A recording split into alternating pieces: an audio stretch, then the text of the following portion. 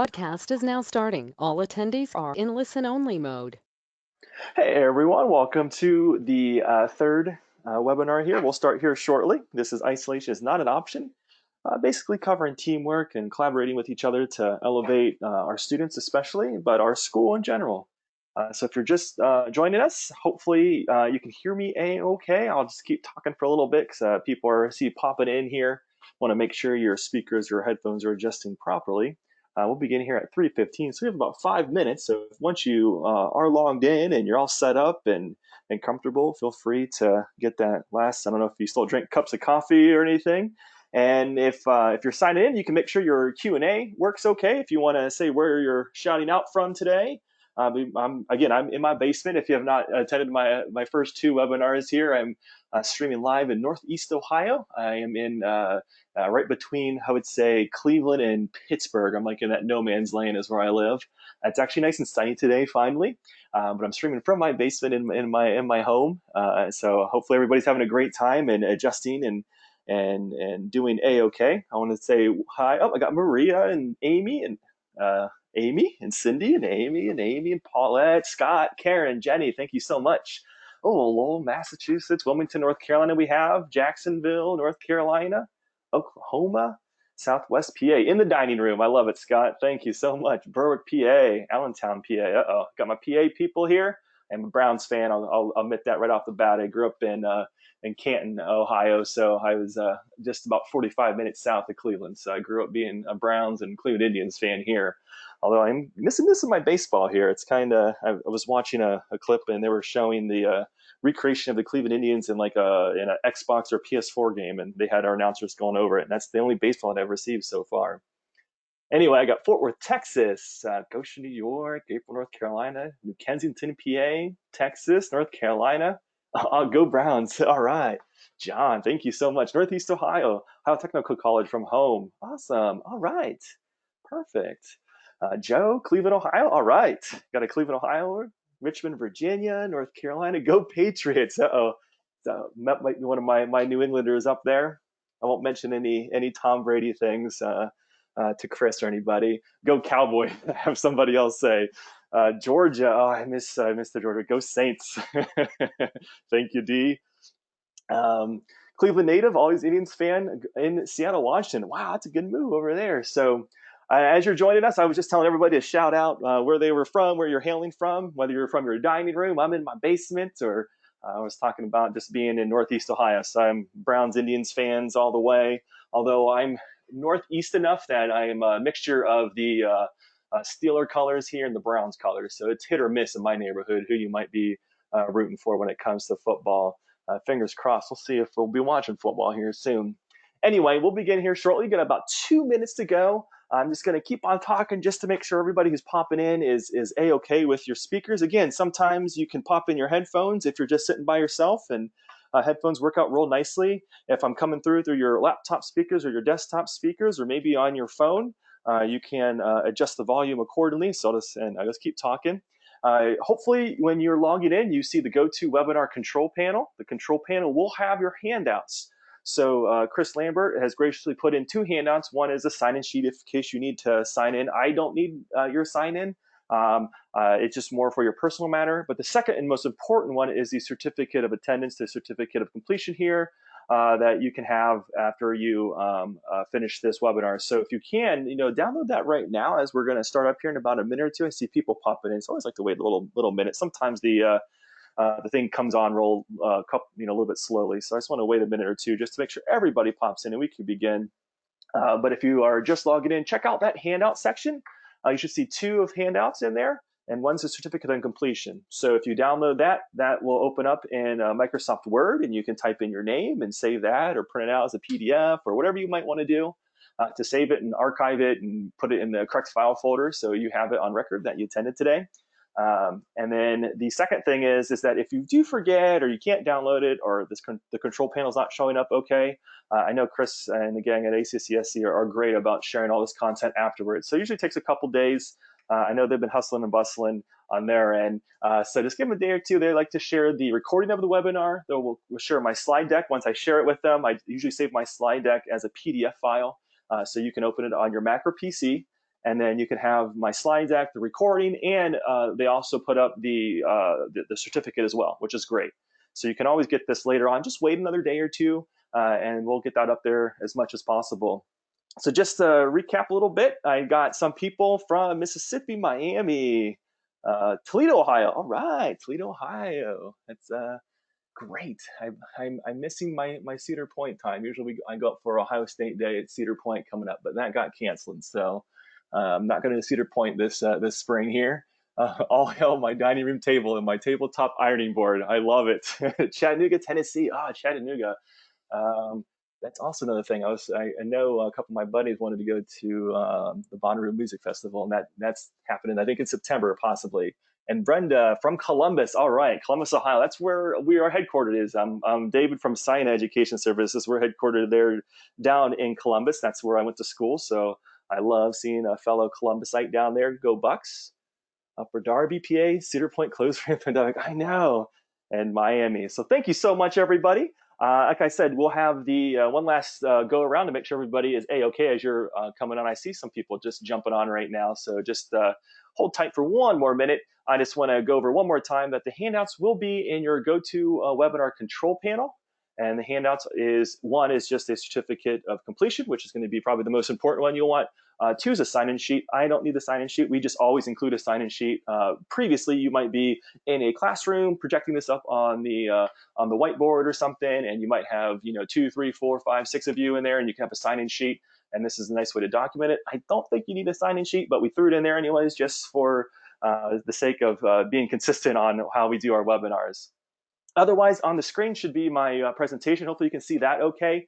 And if anything goes wrong, you have to bolt because there's an emergency, you lose internet connection, you can't see the screen, the audio goes out, or whatever might happen, we will record all this. This is being saved, and we'll put it up on the accsc.org website.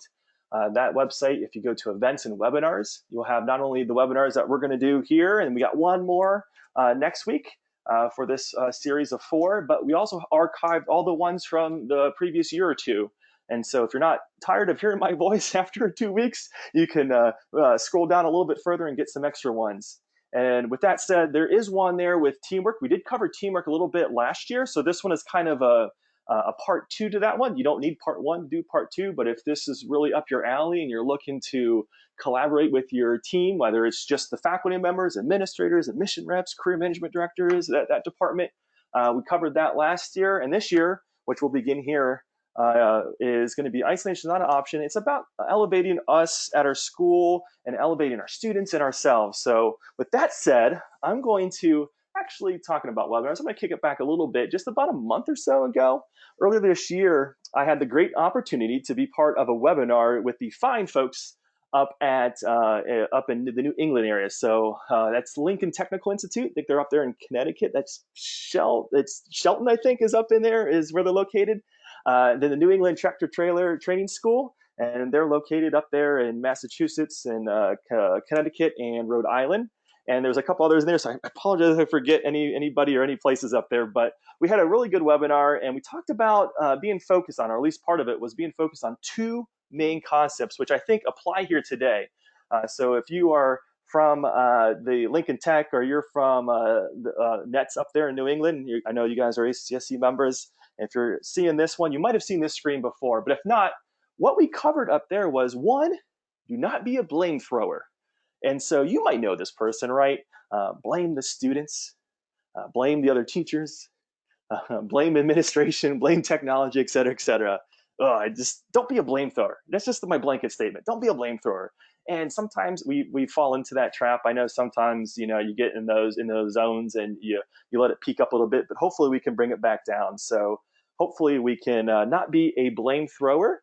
And the other thing that we talked about up in the New England area is avoid this egg carton isolation. And you might know this one too.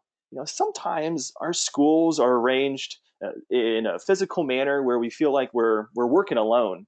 We're more separated than connected, even though we're all in the same building. Typically, we're all in the same building. And it just feels like we're working alone. We're more separated than connected. And this sometimes leads to a feeling that there's no support system, even though there is one maybe available. And I think this is especially important for new instructors. You get your new instructors in, and we're all isolated, and it feels like we're all alone. We do our classes, and we leave, and we really don't have that interaction time. So I thought that was an important concept that I kind of wanted to pull from, again, the fine folks up there in the New England area, and bring this to this webinar, because these are two just big overarching themes that I just want to keep in mind as we go through some of the topics today. Is, don't be a blame thrower, and see if we can get out of our little egg carton area there, and hopefully that will lead to some positive change. Just those two things. But as we talk about today in general, this one is going to be, promoting the opposite. Don't be a blame thrower. Wouldn't it be great to praise instead of blame? You got praise instead of blame, or we celebrated instead of blaming, or we solved problems together instead of blaming others. And when you're looking at that egg carton space, being in that egg carton space can be lonely.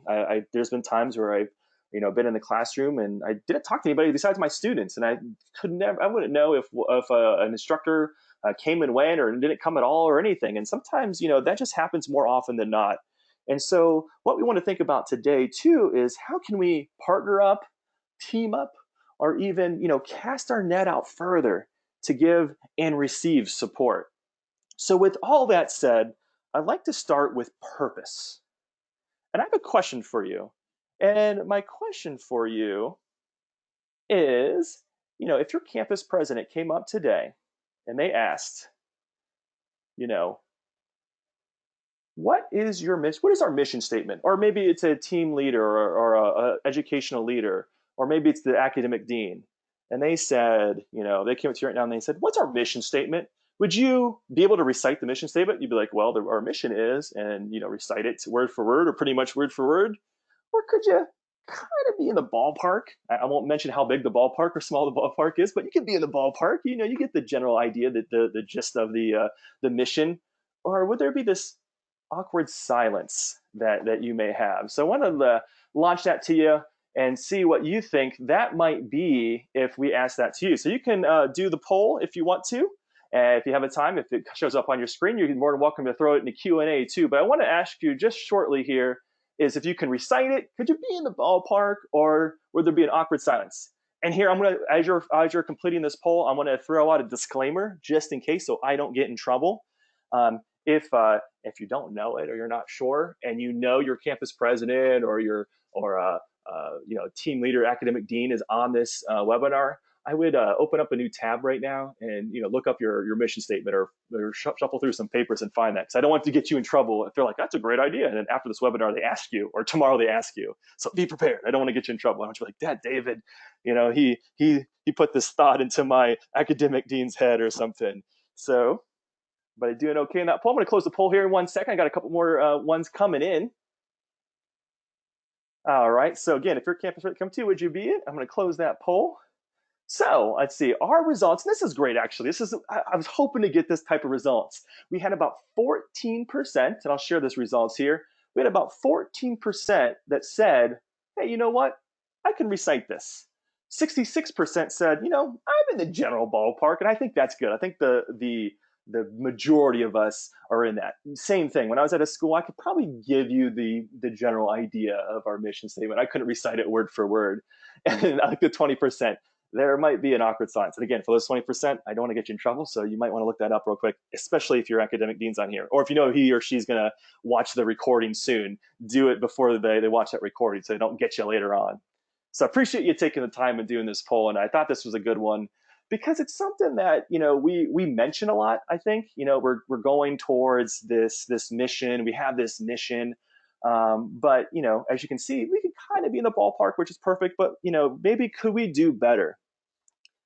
So whether you're like a small school with maybe just a handful of individuals, of teachers and people in the recruiting people in the placement offices, or maybe you're a multi-campus entity spanning across different buildings in your area or across the United States, you just having individuals know the mission statement is important.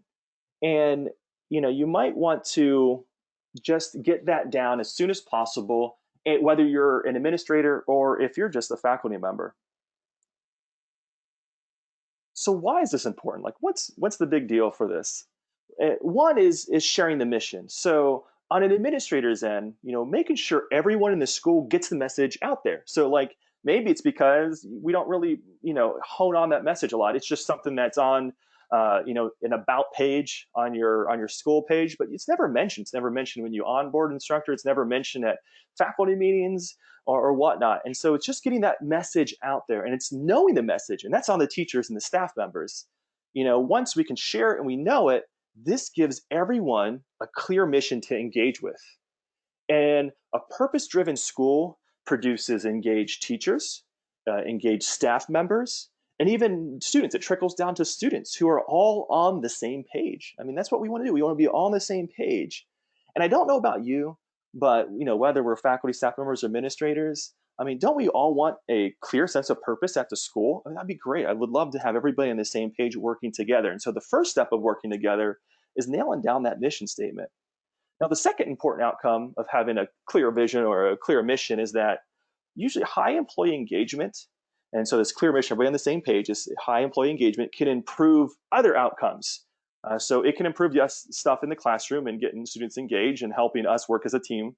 But we are a business too. So I do want to mention that other metrics like profitability, productivity, absenteeism in teachers and students improve. The quality and student ratings also improve. So we'll get better ratings ourselves when they do those student surveys. And the loyalty to your school improves. So that awesome word of mouth that spreads between our students that say, you know what, I went to this school and it was fantastic. If we can all be and share that same mission, and that trickles down from administrators to faculty and staff all the way down to students, that's going to be a huge thing. And that's just all being on the same page and sharing that mission.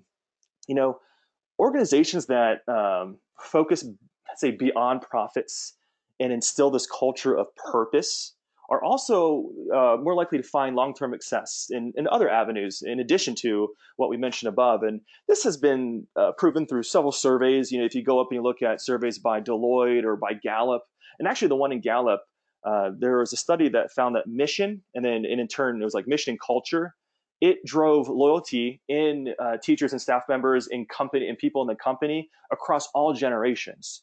So think about your workplace today. You might have millennials as instructors. You might have baby boomers as instructors. You might have Gen Xers, and you might even have those in your classroom as well.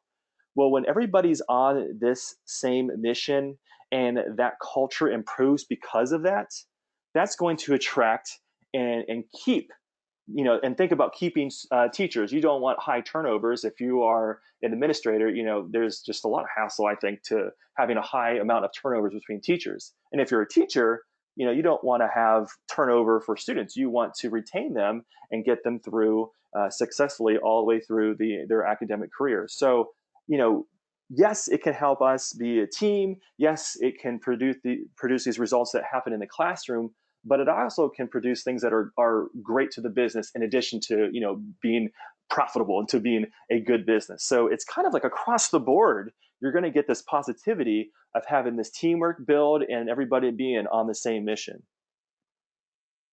Now, I want you to try this too as an activity if you can, or you can do this by yourself or with another person.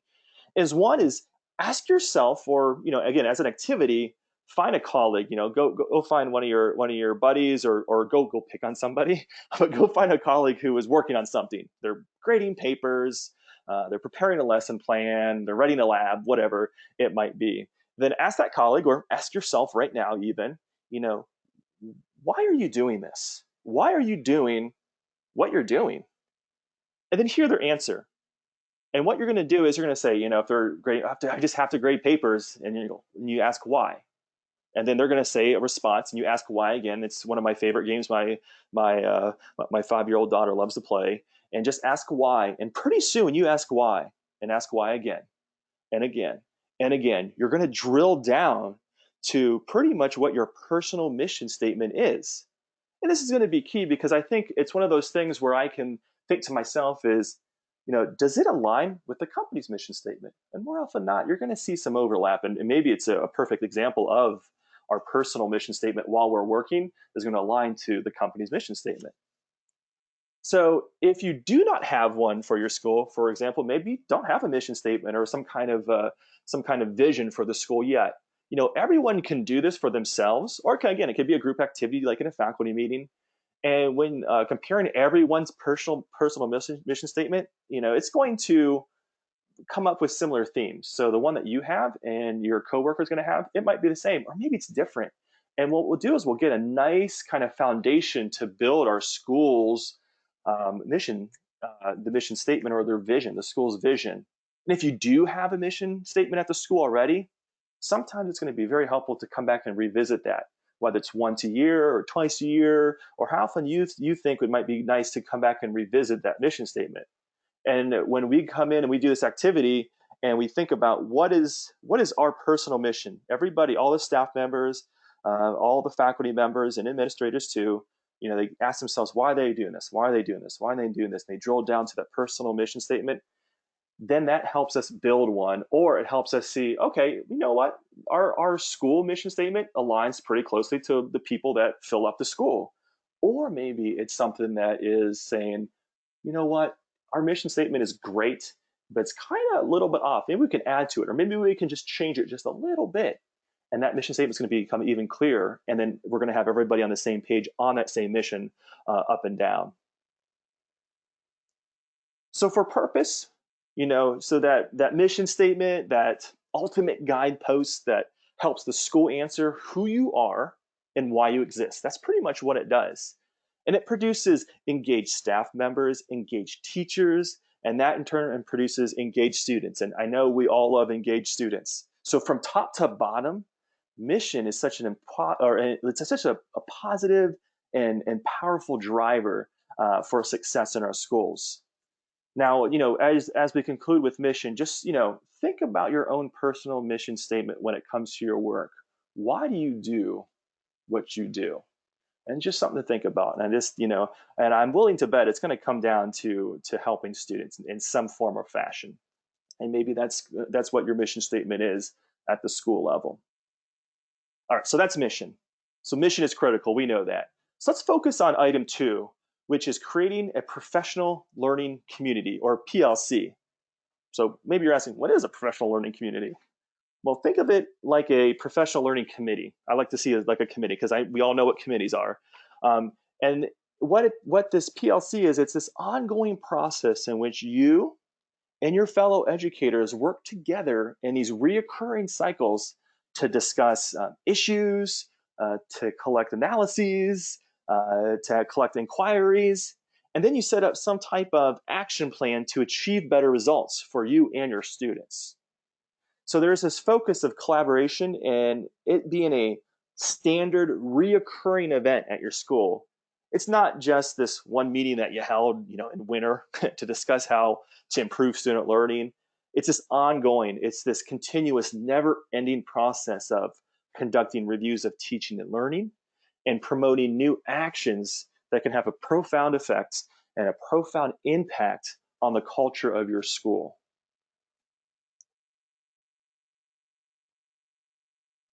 My thing's going crazy. So there are basically 3 main ingredients that we can do when we're focusing on these PLCs.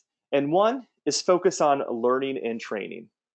And this really has to take on the focus of helping all students. So focus on all. So we're going to help all students, all the students that come through our courses, all the students that come through our program. It's helping all of them. And it's not, focus on, if all students are taught. It's not all about, having the opportunity to learn, but it's that driving force that all students will learn or will train successfully at your school. And when the professional learning community or that professional learning committee decides across the board, for example, to offer daily soft skill rubrics, to suggest a change for a particular objective, or maybe they're going to implement a certain teaching strategy that you came up with. The big question should be, will this ensure high levels of learning or high levels of training for our students? So we want to be very, very cognizant of that question. Will this ensure higher levels of learning or high levels of training for our students. And so we're going to focus on that learning. Now, number two is going to be, collaborate. We're going to how can we be collaborative in this environment? And this truly means collaboration. It doesn't mean collaboration until the focus of the discussion goes beyond your classroom door. Oh, this is really about general education. Time to turn off that switch now. Or maybe you don't need to worry about career placement. It's not my department. So you're all into it until it doesn't pertain to you. So you want to make sure that it's always on, and you think about the bigger picture, whether it is about general education in your core class, or maybe it's about career placement, and you're a faculty member. We can all help each other out in all these different departments, whether it's different career and training and recruiting, or it's different departments of the different maybe majors and fields that are in our schools. So the great thing about working together and working together strategically is gaining this shared knowledge instead of having these knowledge silos. And I don't want to forget the first key word here in PLC, and that's professional, right? And I like to borrow a word that I saw out there associated as an opposite pretty much of a collaboration, and that's collaboration. I don't know if anybody's experienced collaboration, but collaboration is getting in a group and basically all you're doing is assigning blame, or complaining, or there's always that person who takes credit on everything. Or maybe collaboration is, if you've been part of this, it's going off of opinion only, and talk and discussion very overshadows action. So in a truly collaborative effort, when you and your team get together, you're going to focus on outcomes. You're going to analyze data, not opinion, analyze data and results. And engagement in the group leads to action that can be measured. So, I've been part of groups that we talk a lot about stuff and then nothing really happens. And so if you want to be collaborative, it's taking that one step, and you can talk about it, but then it's going to be that actual carrying out the plan, and something, hopefully a plan that can be measured as we go through it. And so that leads us to this third tenet here, which is results oriented.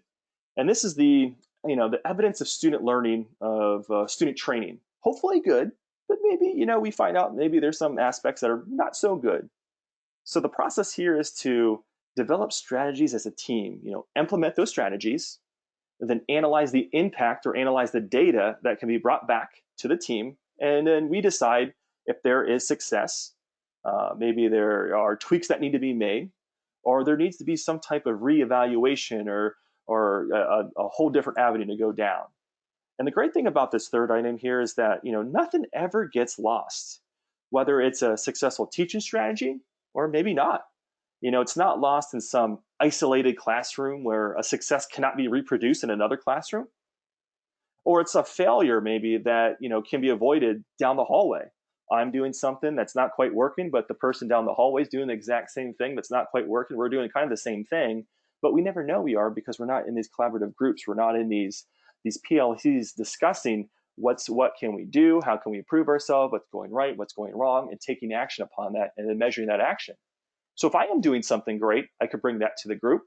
Maybe we're going to roll that out to different classes, and then we report back if it did work or not, and we can go from there. And maybe we keep improving step by step, because this is reoccurring meetings that happen all the time. So I think that gives us a good start in thinking about developing a PLC if you don't have one already, or making it, at the very least, some part of a typical reoccurring meeting, whether it's like a faculty meeting or an all-team meeting. But a professional learning committee is what I have in mind for PLC. Professional learning community is another way to say it. And this is all about enacting change, and it can be made up of teachers, it can be made up of staff members and teachers, or even administrators, teachers, and staff members. It can be whatever you want it to be, as long as everybody is collaborating and thinking about the bigger picture and not thinking about only their little bubble that they have in it. So with that said, I want to move into the next kind of a part B to PLCs. And I want to preface first, before we jump into it, that I know there are a lot of feelings towards Twitter that span the entire, I would say, love-hate spectrum. But for educators, it's a fabulous place to learn, all kinds of tips and tricks. And truly, your professional learning network can grow substantially if you use these PLNs, and that's the professional learning networks. So I ask, Do I have any Twitter users out there already? I'm just going to ask if you want to throw it in the chat, or you can nod your head, and I'll be, we'll have this connection that you're nodding your head. Hopefully, there are some Twitter users out there in webinar land. But if you use Twitter, this is going to be, hopefully, you find some great ideas in here. So if you are a Twitter user, hopefully you can help me out and give me some tips and tricks too. But if not, if you're like, I'm never going to join Twitter, just hear me out. You don't have to join actually to do some of these things, and you're going to find out lots of great things and spread that net, or you're going to cast that net a little bit further with PLN, Professional Learning Networks. So what I want to do is I want to share a couple basic first steps of getting you up and running if you've not done this yet. And if you have, hopefully this makes sense. And again, if you have any tips and tricks, I love it because I know there's so many great things and great items to follow and to hopefully search for on Twitter. So definitely, if you're an expert out there, give me a heads up in the Q&A. But anyway, I'm going to share the very basics of getting you up and running so you can be set up to glean some educational content, 280 characters at a time. So first, there's 3 steps. First is sign up. It's free.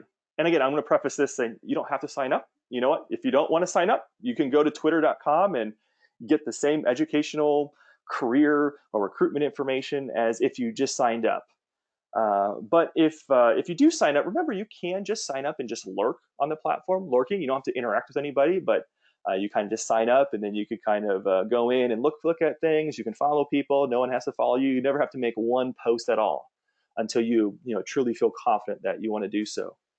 It ultimately, again, it doesn't matter. You'll see the same content whether you sign up and you don't sign up, you sign up and lurk, or you sign up and actually respond and interact with people. So first step is either signing up or going to twitter.com. That's step number 1. Step number 2 is following people. And I'm going to just say very little on this step because I think step 3 actually helps us finish step 2.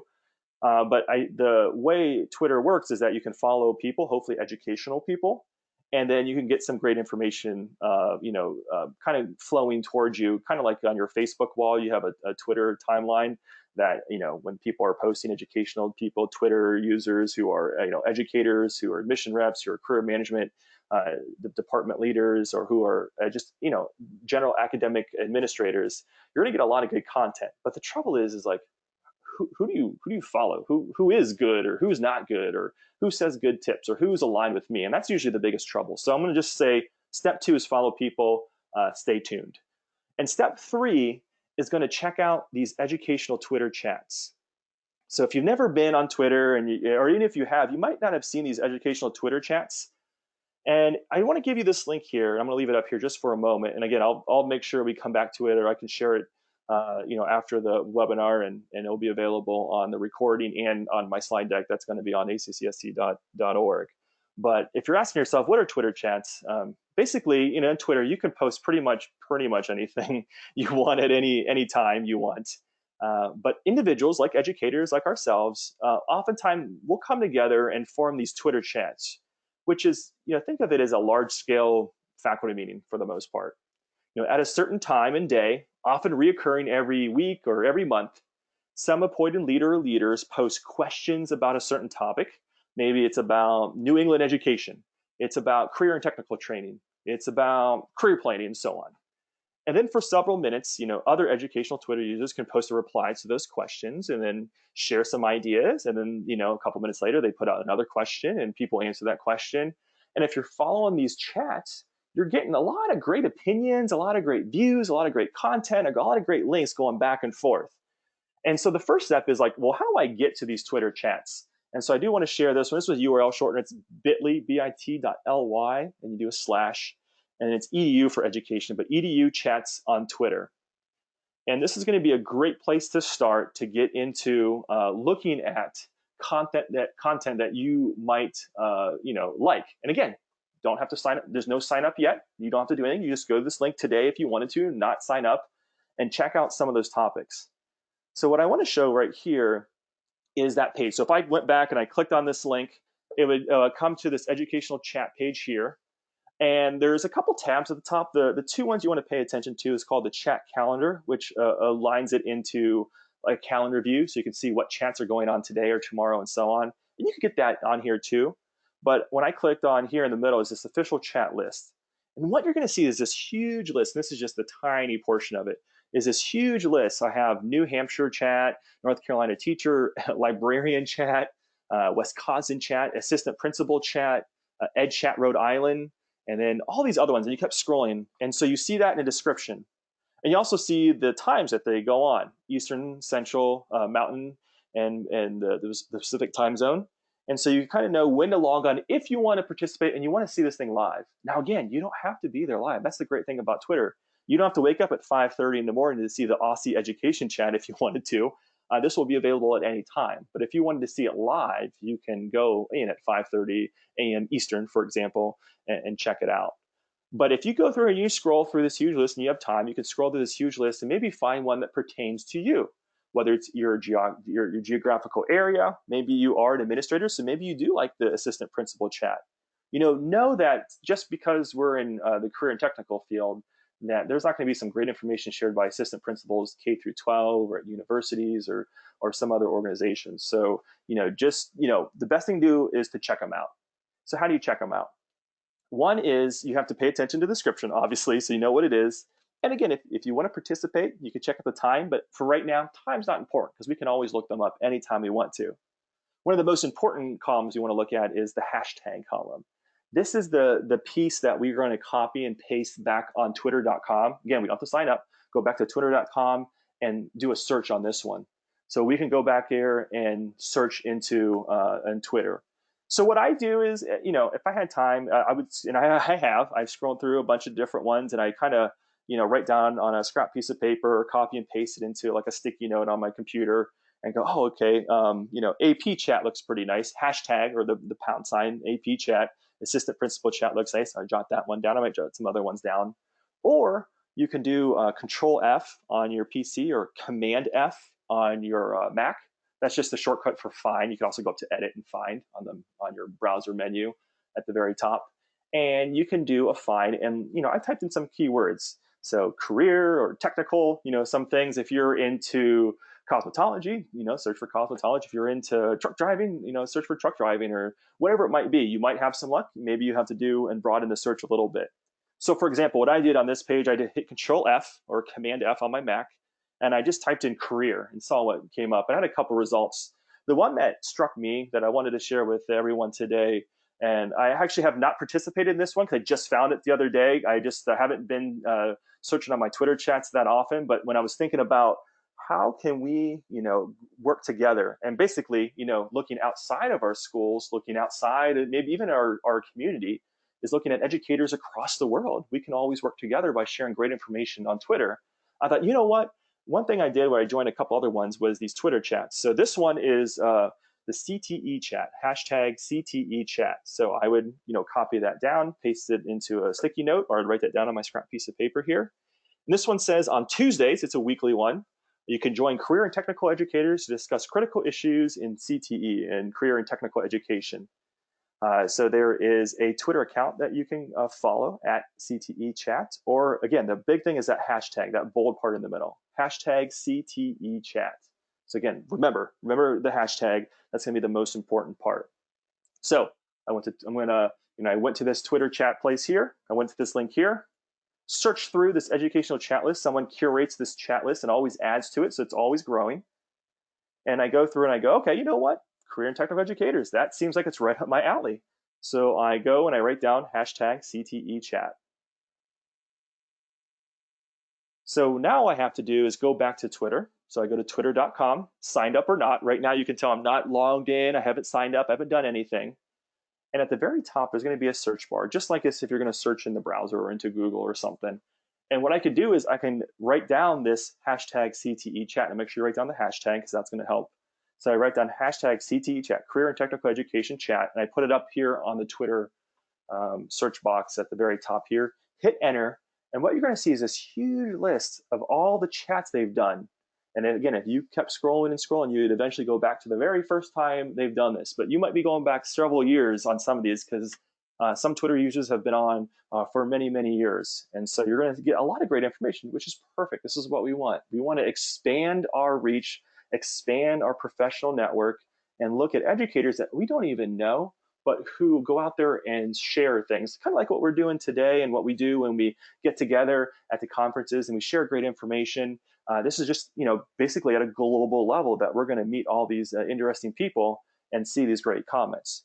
So I go up here and I type in the hashtag CTE chat, Career and Technical Education chat, and I'm scrolling down, and when I scroll down, I found one, and this is just a random one. I don't know who Jessica Lynn Harrell is or who Q Career is either, but I wanted to show this one. This is a great example of something that you got when you did these searches, and this one was just a question and answer search.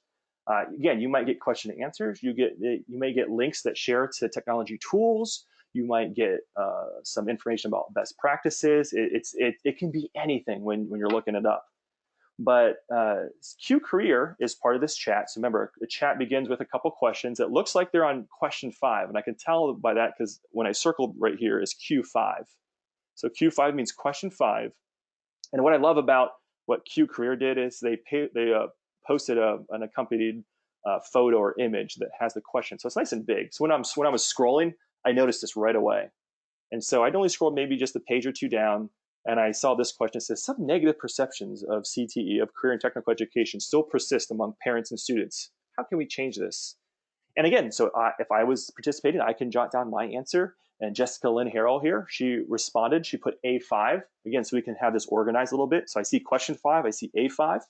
And I go, okay, she's responding to this question. And she says, by showing real employment numbers and industry trends. I'm like, well, that's a good idea. I mean, sometimes, you're going to say, duh, of course, that's an easy way to do it. But maybe this is something that's like, you kind of have this thought, or maybe you're like, oh, it's perfect. We just got a bunch of these numbers in. We have great retention numbers. We have great placement numbers.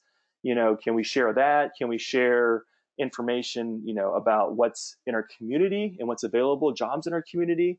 And so again, this maybe just be the spark that gets you going in a faculty meeting, that gets you going on some ideas in your classroom.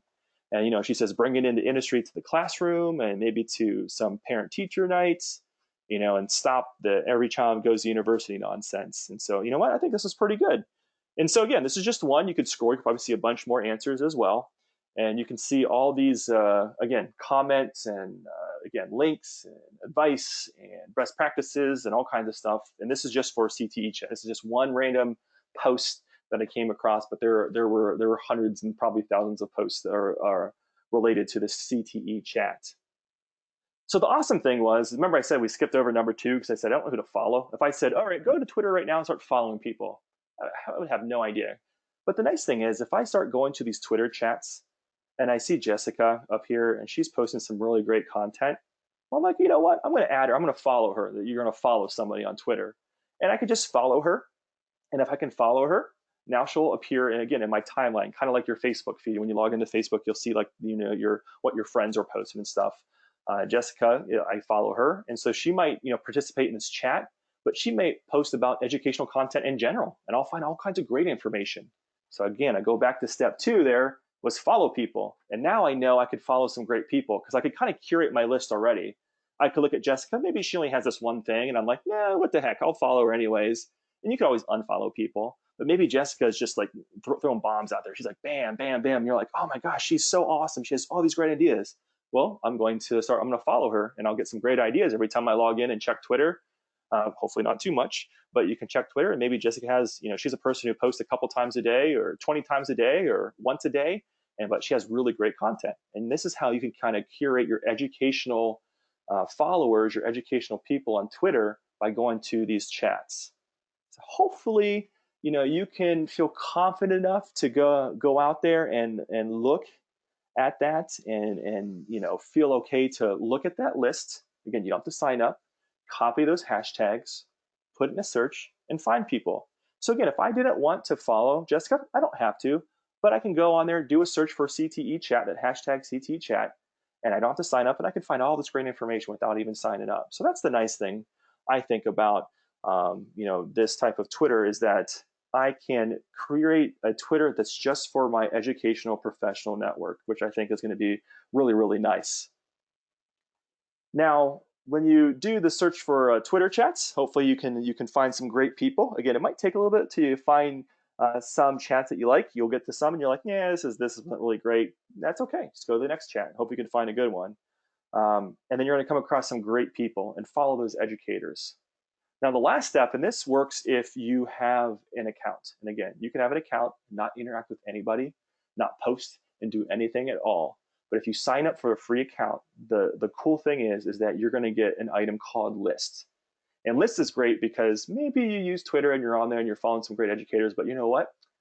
I can't help it, but I have to follow these celebrities. Or maybe you follow athletes, or maybe you follow different companies.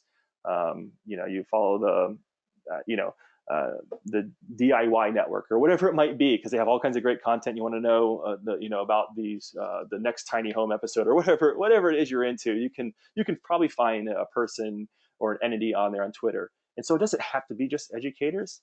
But if you do follow celebrities, you do follow athletes, you do follow brands, and you do follow educators, the nice thing about having an account is they give you an item called lists. You go on your list and you go, what? I'm only going to add my educational people to this list. So if I just want to see posts by educational people, just go to your list, you create the list, and now you have a list of just educational people. So you're not looking through comments from celebrities, and then you're looking at comments from athletes and like sprinkling there is an educational post. That's going to get tough to read sometimes. So sometimes it's nice to split them up in these lists. So I'll say that's one, extra thing you're going to get when you sign up on Twitter is the ability to create a list. So if you haven't done a list yet too, definitely try the list. It's going to be very helpful. It's going to take some time to set up. You have to add people to it. So if you've added, maybe you went to your Twitter chat before and you added, 50 people, well, you have to cycle through those 50 people and separate them from all the other celebrities. So there might take a little bit of going on if you already have Twitter, but if not, if you do this right off the bat, lists are a great way to go in and curate your educational content along with using the Twitter chats and following good educational people. So again, if you're ever not sure, definitely check out Twitter. Just check it out. I just asked you to check it out because you don't need to sign up, and just do a search for that hashtag without ever creating an account. It's a good, in my mind, it's a good test drive, and who knows, maybe you'll discover some great training strategies that can be used at your school or used in the lab, or you're just going to find someone who's entertaining, who shares some good thoughts that you agree with in the field. And that's going to be fantastic. And if you're confident enough and you get the hang of Twitter, you can always reach out and message that person, and maybe that person can message you back, and you can have a dialogue. The sky's the limit when you get to Twitter. But definitely participate or review those Twitter chats, and I think you'll find some great information on there, especially as if you're hungry and looking for stuff. This is just one more avenue that you can go through in addition to doing the typical professional development type of activities. Caesar goes, is Twitter educational? It can be. Now I'm going to say it's not only educational. There is some interesting things you can find on Twitter, and you can definitely go through a rabbit hole. But it's definitely something that if you curate it yourself and you look for these educational chats and you do those hashtags that we looked at before, you're only going to see educational stuff. You're not going to see all the other baloney stuff that's out there if you don't want to see that. Now, if you're into that stuff, more power to you.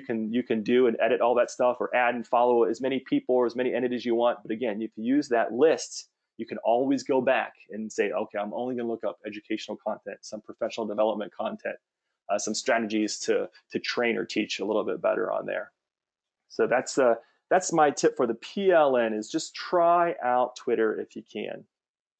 Now, what I'd like to do is hit one more big topic today, and that's just wrapping up with positive relationships. And this is the characteristics stuff, just being a great team. Really, teamwork is about fostering positive relationships. For me, I think about commitment and trust as the big two for positive relationships. Every teacher needs to be committed to the mission, for example, of the school. They need to be committed to their own mission, their own personal mission statement. And just like we tell our students, we should develop and use those soft skills in a team environment. And so we're always talking about, we need to make sure our students can work well in teams. Let's make sure we can work well in teams too, and demonstrate and utilize, positive soft skills in these team environments. So my quick tips to promote this healthy and positive school culture and positive relationships across classrooms, across offices, is to, one, I always say skip the email. Email is super nice. It's super easy to do. But I found out, it was nice for me to go and meet my teachers face to face a lot of times and ask them a question. Maybe I could shoot off an email and go, pop, pop, pop, pop, pop, here's my question, send, and it's over. And that's super easy.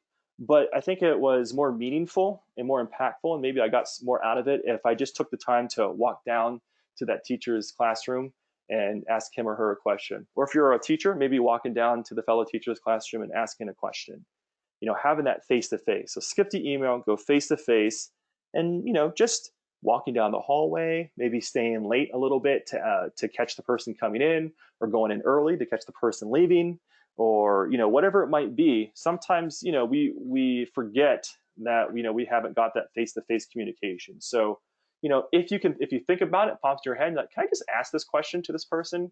Maybe skip the email and do it face to face. I just think for a lot of times email's not can not be a fun thing. It's sometimes it's a chore for a lot of individuals, especially if you're getting a lot of student comments in and questions, and then you have emails from administrators and other stuff. It's a lot to intake, and so you might get a better response, and you might get something that grows out of that conversation. Whether it is you go in for one question, but you come out with other information, or you just you learn more about that person and about that person in a professional way, or maybe in a personal way, which is going to go a long way. Again, that's like that soft skill that we're talking about with our students. So the conversation can be productive in a variety of different ways. So skip the email is my first recommendation if you can. Two is to seek success. When it comes to faculty meetings, or even when you're again just meeting a fellow teacher, or you're going and talking to an admin rep, or you're hopefully working with the career management director or the career management team, is just to be open and asking simple questions. I found out that are like, what do you do regarding X that worked well for you, and can I do that too? I think sometimes teachers, they have this perception that they have to be perfect all the time. But at the same time, don't be afraid to be open a little bit and ask for assistance or ask for advice from fellow teachers. And it's twofold. One, you're not going to be in your silo, and not going to miss a positive thing that's happening in the lab or in training or in learning in the classroom.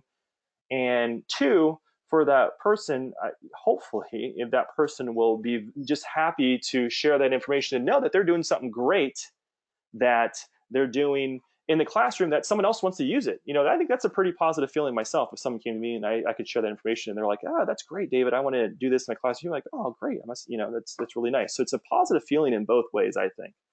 So, just have that open communication and making sure those successful ideas are being shared. So seek success and don't be afraid of asking for help is number two there.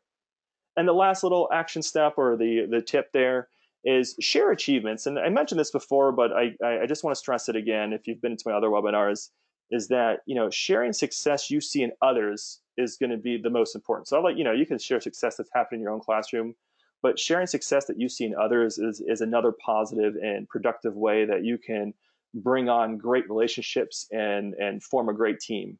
And what I call these is or I call them now, because I forgot who said something. They called them sharing celebrations, which I thought was a neat term. But it had these sharing celebrations, what they thought was a great way to reveal positive ththings that are happening in the school that they've seen or they heard through students. I mean, how many times have students come to your class and you're like, Mr. Lambert, we did this really cool lab, but they're coming to my class and stuff. And so I just, sometimes in a faculty meeting, or I go up to Chris, for example, and I'd be like, Chris, I heard the students loved your lab. What did you do? And that's just a positive thing. Is sharing celebrations. And again, it could be in a formal setting like a faculty meeting, or again, just taking the time to walk down to someone's classroom, or you bump into them in the teacher's lounge, or walking out to the car or whatever, and making sure that they know that exists. I think sometimes those celebrations don't happen, and maybe Mr. Lambert down the hallway, he's doing a fabulous job, but he never hears about it. And sometimes it's nice to hear about it, I think, especially from other individuals.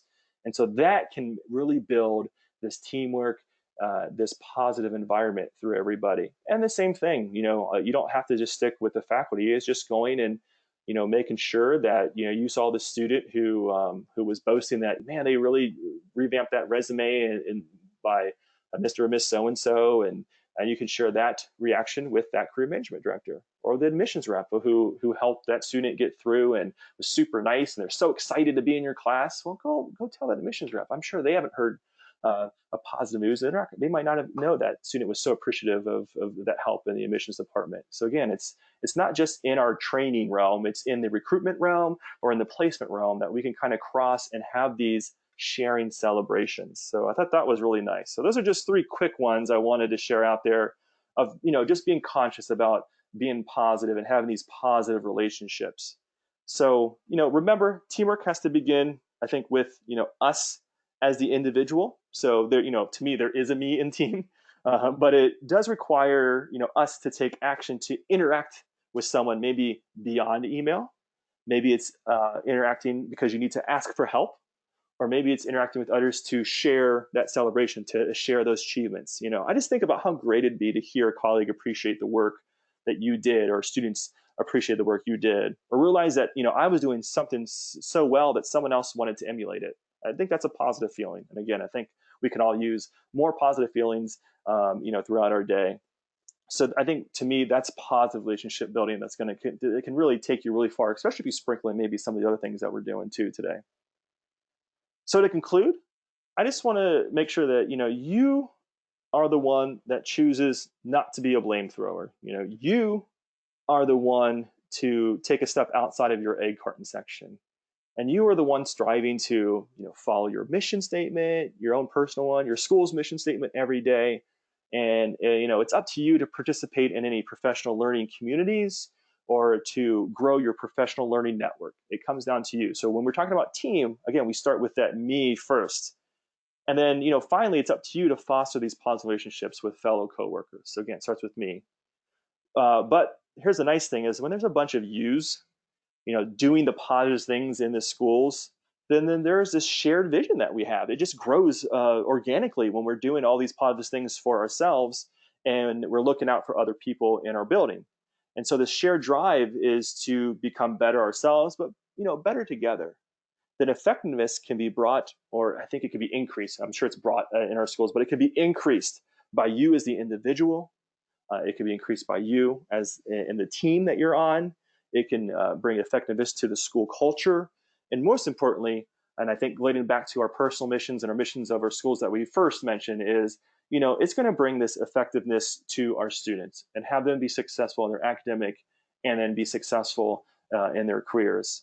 So with that said, I want to make sure I have a couple minutes to leave it open for questions. So if you have any questions at all about today or anything in general, I'll be more than happy. We were answering some questions the last time about whatever pops in your mind that hopefully I can help out, and we can use the power of the Q&A to help each other out too. Otherwise, I appreciate your time today. Hopefully you can pick up one or two nuggets. And again, if you have any other tips and tricks, definitely share them with me. If you need anything from me on my end, my contact information, the best way to find it is at Cyanna.com. We have an about page. You'll see this exact same picture of me. And it has my LinkedIn profile. It has my email address, david.grimes@Cyanna.com.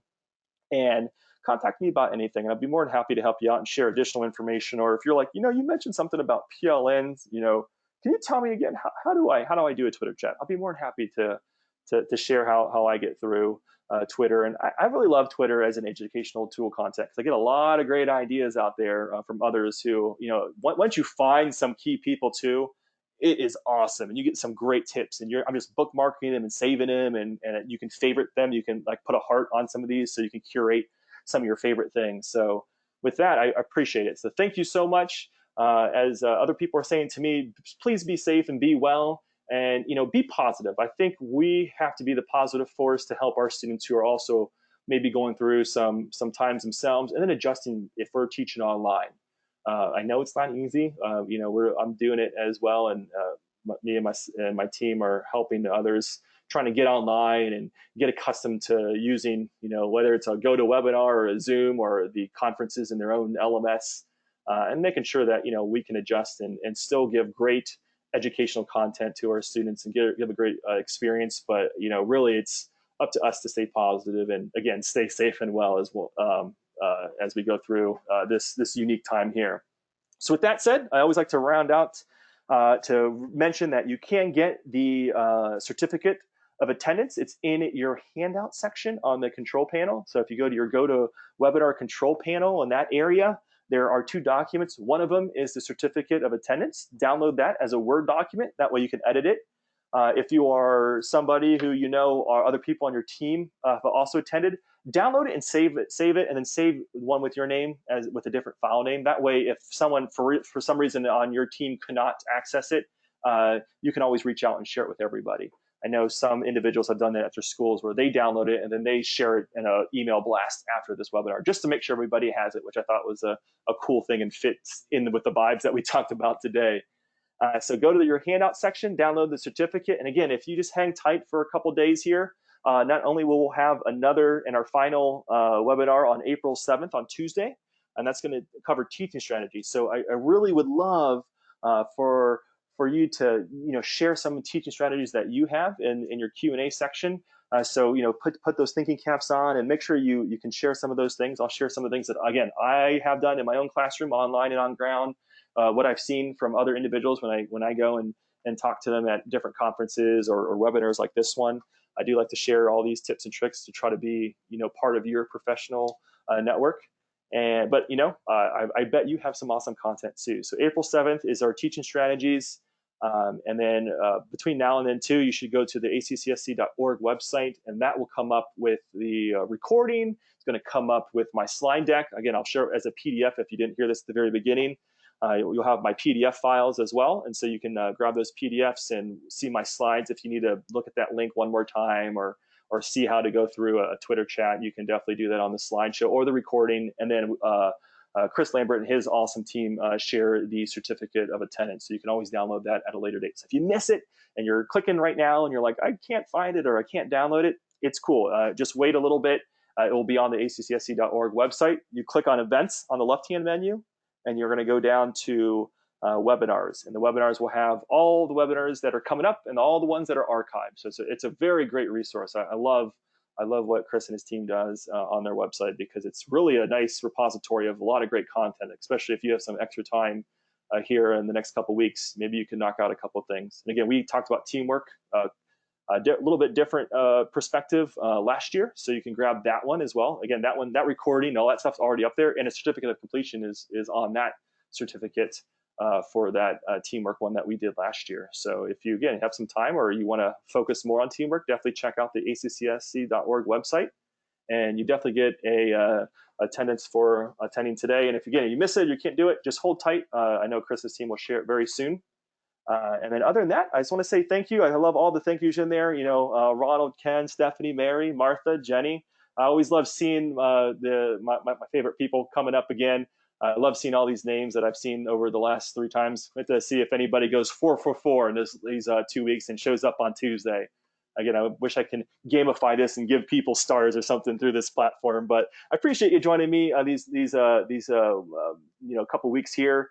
And hopefully, again, you can pick up a couple things. And I really appreciate your time. I appreciate you sharing a lot of great stuff on the questions as well. I love all that information that you have. That I'll stick on. I said I'll stick on a little bit longer here until there's no more questions to be asked, or until someone comes on from the team and goes, "Hey, David, you need to get off the webinar now." But I'll stick on as long as I can. With that said, I appreciate your time today. I appreciate all the input. I appreciate you filling out the polls and being very positive. It makes me feel good to talk to you guys on here. I'm in the same boat as everybody else. I'm here in my home. It's been raining a lot in Ohio, in my area, so it's been inside a lot. But I see sunshine and warm 60-some degree days on the horizon, so I'm pretty excited about that. And attending these webinars makes me even more excited, because I love interacting with fellow educators and individuals who make up these great schools that I hear so many great things about online. And when I visit the websites and stuff, it's just great to see all the links and pictures and stuff on Facebook. It's just it's a cool feeling. So hopefully we can keep this cool feeling up and make our cool feeling a little bit better with some tips and tricks. So with that, thank you so much. All right, so I just want to take my break and then do my catch my breath for a second. All right, so questions and stuff is, if you didn't get the cert from the last webinar, how do you get that? That's good questions. I see that coming across from different people. That will be available on the accsc.org website. Now, I don't think it's up there yet because I have to share this presentation if you want this one, and then I have to share my other presentation. So it's the end of the week. So I just give Chris Lambert and his team my slide deck, my PDFs, and then they will render this recording once we stop here, and then that will be shared up on the accsc.org website. So hang tight. If you didn't get it, and if you didn't get one from the previous two, whether it's the one that we did 2 days ago, we've done one last week. Hang tight. You'll get that eventually on the website. If you, let me see, I have this one. I can only download these on a live webinar I found out. So that first, I don't have the first one, but if you need the one that we did last week, I should have that one. So if you email me, if you want to get it now instead of waiting maybe till tomorrow or Monday or Tuesday to get the don't have grit or have grit, don't quit one, I have that one. I don't think I have that first one because I found out I can't download it unless I'm doing this live. So I always, before I sign on, like 10 minutes before I sign on, and I click handout to myself and I start downloading them. So I can give individuals this one if you cannot download it too. Again, just send me an email. I'll be more than happy to do it. I know sometimes after the webinar, I get pulled into a meeting right away. So if I don't get back to you right away, it's nothing personal. It's just I got pulled into a meeting as soon as I hung up on this webinar. But I'll get back to you as soon as I can and get you that certificate. So I do have a certificate in Word format for this one and the last one. So if you have not got the grit one or you need this one and you can't get it on the handout section right now, I said I'll stall a little bit here so people have a chance to grab it. Definitely grab it. Thank you. All right, everybody, I appreciate it. You can follow. Scott asked me if I am on Twitter. I'm at dgrimes. I posted a lot more before. I kind of fell out of it a little bit because I kind of lurk more now than post. But you definitely can follow me. The nice thing about following people on Twitter is you can just follow me. There's nothing. I mean, I guess I could block you if you were sending me hate mail or something. But you can definitely follow me. My goal after talking about this and researching this, because what happened was I was like, you know what, I need to find a good Twitter chat. Because I had a couple that I have, and I just know that CTE ones is a pretty good one too. But it kind of reinvigorated me to go back and maybe start tweeting and sharing the stuff that we get in these webinars and put them out in kind of like bite-sized packages, which would be pretty cool, I think. So you could definitely follow me, and hopefully you'll see some good content. You'll also see some personal content that I do, just because some of my family and friends are on there as well. So if you want to get a educational perspective and maybe some behind the scenes stuff the crazy stuff that I get into, not too crazy because again, I'm an educator too, so I have to watch what I put on social media. So you definitely can follow me. I am on there at dgrimes. It's one of my personal one. You'll see me probably wearing my Browns shirt, my Cleveland Browns jersey or the Cleveland Browns polo shirt on there. Thank you for that question. But yeah, you'll find a lot of good people. I said the best way to do it is go to that CTE chat or go find a chat and see some people who stick out to you. Like, oh, that's a great one. And then just click on their name. And when you click on your name, you can see all the other posts they made. And if you kind of glean over and you're like, oh, this one seems pretty good, just click on it. I said, it doesn't hurt because you can always just unfollow them. If they just post a bunch of crazy stuff later on, and you can unfollow them. So it doesn't hurt that way. Or again, just don't follow anybody and just go on just the chats. That's okay too.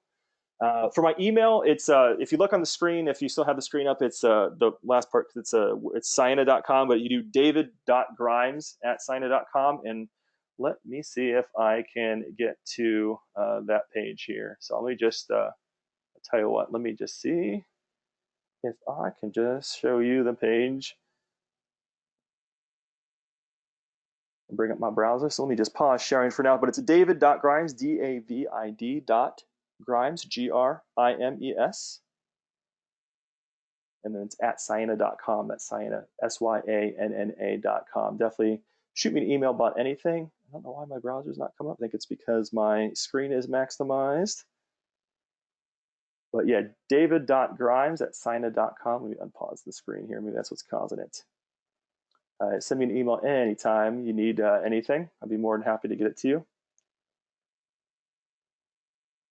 Yep, Cyanna.com. So Cyanna.com is the website that is the company I work for, Cyanna Education Services, but they have an about page. So if you're not sure, it's DAVID period GRIMES at CYANNA.com at Cyanna.com. But if you're not sure, just go to Cyanna.com and click on about. And again, you'll see my name there, and you'll see my LinkedIn profile. I know some individuals just like to send LinkedIn messages. That's awesome. You'll find me on LinkedIn. I'll try to reply back on LinkedIn, or you can send me a direct email too at david.grimes@cyanna.com. Thank you so much. All right.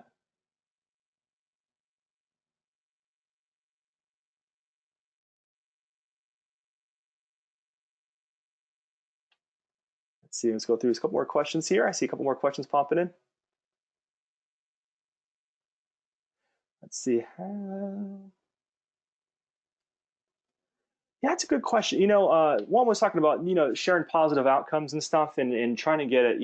I like the idea of, sharing positive outcomes for faculty members, but maybe just taking that perspective and doing it with your students as well. I think it's sometimes we're critical of our students because we're very eager for them to master some type of procedure or lab component or whatever it might be on it. And so we may say inadvertently more critiquing things, which is what we need to do. We need to critique our students, but maybe not enough sharing things. So how can we kind of make sure we do the same thing at the same time? But also, I like Caesar wrote there, it's like getting the idea of like, how can we instill this positive teamwork in our students as well? And so one I would say is they're going to replicate what they see. So if they see you and your staff members and faculty members not gelling too great, or they see the, I don't know what, I'm going to take bad examples like gossiping or other teachers saying other teachers are terrible or whatever it might be. Think of some terrible situation.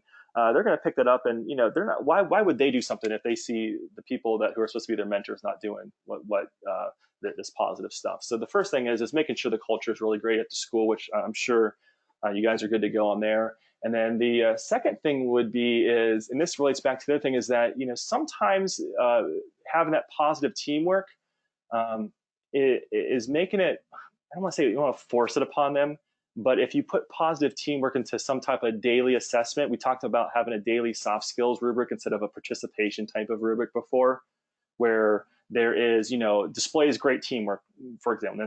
That's probably not the greatest example of a category in a rubric, but say displays positive team characteristics. Maybe part of it is that they praise others and stuff. Maybe to you, that's something that you see lacking, or something that you really want to push. Making it apparent that that's going to be important. One, because it's you want to be a good person, but two, seeing how being positive can relate to a better experience on the job too. So what I would do personally is I would put it in my rubric, but I always explain my stuff. I don't want to say like, you need to have teamwork because David Grimes says so. I would say, I really want to enforce positive teamwork and positive relationships, because this is something that when we have our business meetings with the community, and the people come and we eat together and we talk about what the school's doing, and they tell us what we can do to help them out and how we can help them out and so on. All the business leaders say that teamwork is going to be huge, and usually when people don't gel in a team, it doesn't work. I can say that myself too. I can have a person come in and talk about teamwork, and if I put on the rubric and enforce it every day, usually that gets the hint, and so they have a reason why. One is because it's in the rubric, so that's one, which is not the best example, but it's an important example to assess them on, because we want to grow that soft skill. But the two is the why of it's going to be important down the line on the job. Because if again, I always talk about, you can get your foot in the door is one thing, but going up the escalator, or going up the elevator, or walking up the steps in the job is going to require you to be liked by your peers. That's just how it is. And working well in a team is going to give you better results. So I try to just push that a little bit, and hopefully that makes sense. So thank you so much on that one. That's a good one. I always love it. I love the thinking of what can we do for our fellow educators and our fellow coworkers, but how can we translate that to our students? And I like that one. Thank you so much, Caesar. I appreciate all your input too. I appreciate you spending the time here. I think that's my last big one. Otherwise, I see a couple more popping in. Certificates available in the handouts, or it's going to be available on the accsc.org website under events, and it's going to be under webinars. And it might not be up there, like if you go there right now, it's not going to be up there. But wait a couple days, and I know Chris Lambert and his team will have all that information up. They need to get my slideshow that I'll share after the presentation, and then they'll render this recording and they'll share it up there as well. So other than that, I think that is everything. Let me do one last check. Perfect. Mr. Z, thank you, Mr. Z. I love it.